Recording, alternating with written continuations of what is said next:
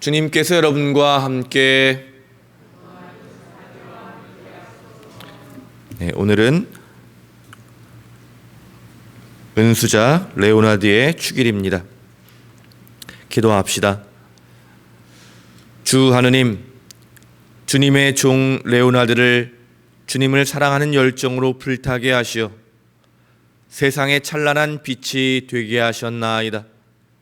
비오니 우리도 성인이 보여주신 사랑과 절제를 본받아 어두운 세상에서 빛의 자녀로 살게 하소서.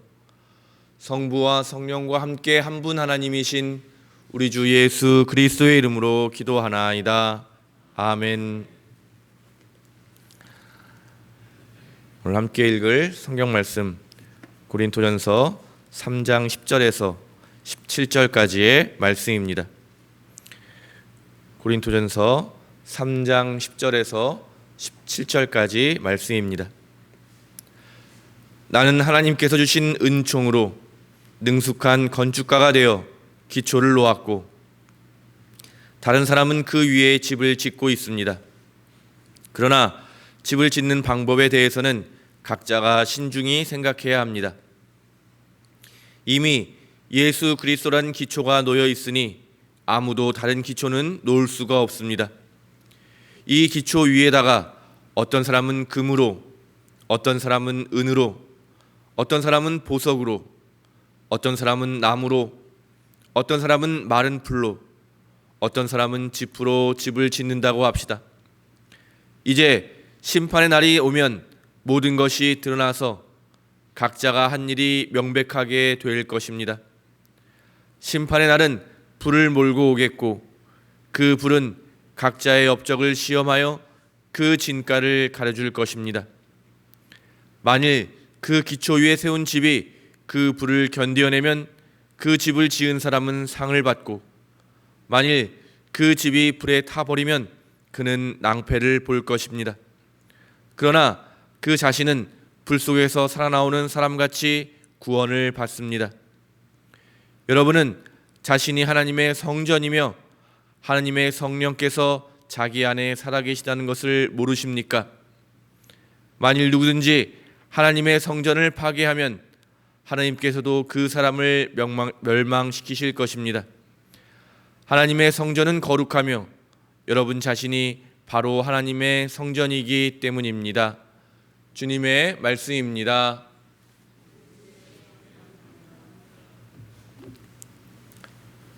성부와 성자와 성령의 이름으로 말씀드립니다. 사도 바울로는 스스로를 능숙한 건축가라고 그렇게 이야기하는데요. 실제로 고린토에서 바울로는 로마에서 추방당했던 유대인들이죠. 아킬라와 브리스킬라 그 부부와 함께 아마도 천막 만드는 일을 직접 하면서 그 일을 함께 하면서 교회를 세우고 사람들을 가르치는 일을 그렇게 했을 것 같습니다. 매우 바울로는 이렇게 숙련된 그런 천막을 만드는 기술자였던 거죠. 그래서 이런 능숙한 건축가라는 이런 비유가 고린토 교인들에게는 그가 보였던 삶을 다시 한번 생각하게 하는 그런 비유였을 것 같습니다. 그러면서도 바울로는 자기를 드러내는 것이 아니라 계속해서 자신이 하나님께 받는 은총으로 인해서 자신이 고린토 교인들에게 예수 그리스도라고 하는 누구도 바꿀 수 없는 기초를 놓았다라고 선언하고 있습니다. 왜냐하면 잘 아시는 것처럼 바울로가 가르치는 가르침과 다른 가르침을 전하는 사람들이 있었거든요. 그래서 사람들이 바울로의 말을 따를 것이냐 아니면 할례를 받을 것이냐. 그래서 갈라디아서 같은 경우에는 중심 주제가 할례를 받지 않아도 된다라고 하는 것을 강력하게 이야기하고 있습니다. 그래서 바울로는 그런 다양한 가르침을 따르는 것은 크게 문제가 되지 않는다. 다 모든 사람이 이미 예수 그리스도라고 하는 기초 위에 어떤 가르침을 따르느냐라는 것은 나중에 다 드러나게 될 일이지만 그것으로 인해서 구원을 받고 안 받고까지 가지 않는다라고 오늘 성서를 통해서 이야기하고 있습니다.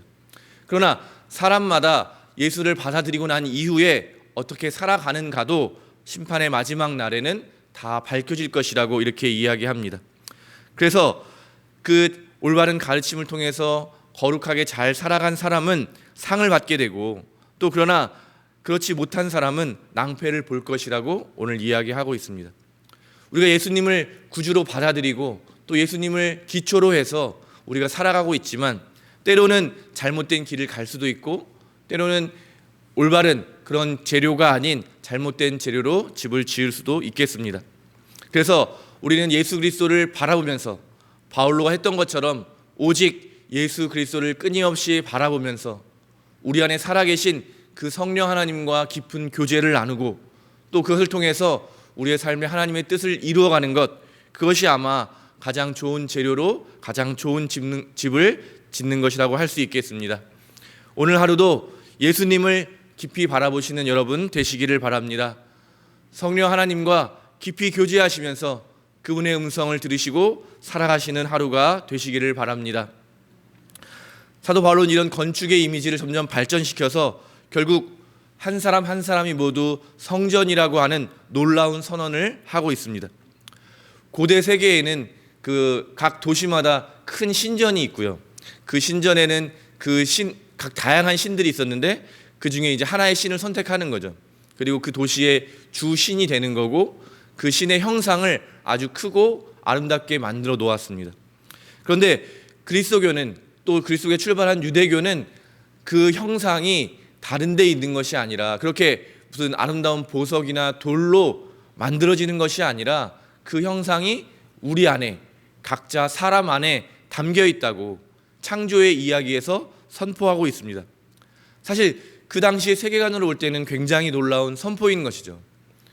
신의 형상이 저 신전에 가야만 볼 수 있는 것이 아니라 우리 각자 한 사람 안에 새겨져 있다. 결국 우리 자신이 신처럼 굉장히 존귀한 존재다라고 하는 놀라운 선언인 것입니다. 그래서 그런 형상을 담고 있는 우리 자신인데 오늘 바울로는 거기다가 더해서 우리 자신 안에 하나님의 영, 그 성령이 거하고 있기 때문에 우리 자신이 하나님의 성전이라고 하는 놀라운 선언을 하고 있습니다. 결국 이 성전을 훼손하는 사람 누구겠습니까? 바로 자기 자신의 삶을 포기하거나 자기 자신의 삶을 함부로 대하는 사람, 또 이어서 이웃의 삶을 함부로 대하고 그 사람을 훼손하는 사람이야말로 하나님의 성전을 망치는 사람이고, 그리고 그런 사람은 하나님께서 심판하실 것이다 라고 이야기하고 있습니다. 결국 성서가 이야기하는 하나님을 사랑하고 또 이웃을 사랑하는 삶이야말로 하나님을 존경하고 또 하나님을 잘 섬기는 일이라는 것입니다.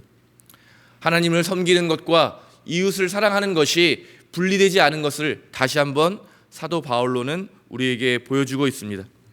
그래서 사도 바울로는 자신을 반대하는 사람에게서도 그 사람도 하나님의 거룩한 성전이기 때문에 함부로 심판하거나 그 사람을 미워하거나 그 사람을 쉽게 반대하지 않습니다. 사도 바울로는 끊임없이 사람들로부터 의심받고 반대를 받았지만 그런 사람들을 위해서 자기가 세운 이방인 교회들에게 헌금을 모아서 어려움에 처해 있는 예루살렘 교회에 그 헌금을 전하러 갑니다. 그런데 그 헌금을 전하러 간다는 일이 결국 자신이 체포되어서 죽을 수도 있다라고 하는 그 사실을 미리 알고 있었지만 그는 교회를 위해서 자기를 반대했던, 자기를 그렇게 괴롭혔던 그 사람들을 위해서 자기의 목숨을 바치고 걸고 그 예루살렘을 향해서 갑니다. 잘 아시는 것처럼 그리고 예루살렘에서 바울로는 체포가 되고 로마로 가서 결국 순교를 당하게 됩니다. 이렇게 자기를 미워하는 사람을 사랑할 수 있었던 그 이유가 무엇이겠습니까? 바울로는 오늘 고린토 교인들에게 가르치는 것처럼 자기도 성전이지만 바로 이웃들, 자기 한 사람 한 사람 모두가 다 거룩한 성전이기 때문에 그들을 위해서 자기의 목숨을 바칠 수 있었던 것입니다. 누구보다 예수님을 깊이 사랑하고 또 예수님이 보여주신 그 십자가의 길을 갔던 바울로의 삶을 기억하면서 오늘 하루 만나는 모든 분의 삶을 존귀하게 여기시고 또 우리에게 주어진 우리의 삶을 존귀하게 여기시면서 거룩한 성전으로 살아가시는 여러분 되시기를 간절히 바랍니다. 성부와 성자와 성령의 이름으로 말씀드렸습니다.